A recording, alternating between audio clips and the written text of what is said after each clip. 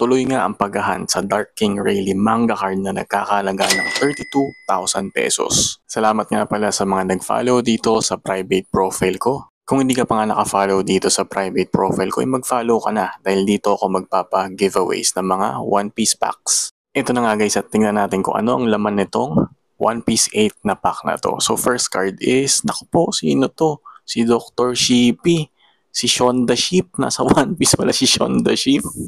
Next card naman, tingnan natin. Ako po, eto na naman. Si Dr. Eggnog. Di ko rin kilala kung sino to. Mukha siyang itlog eh. Kaya siya na si Dr. Eggnog. Next card is, naku po, eto. Si Giraffe, Boy Giraffe.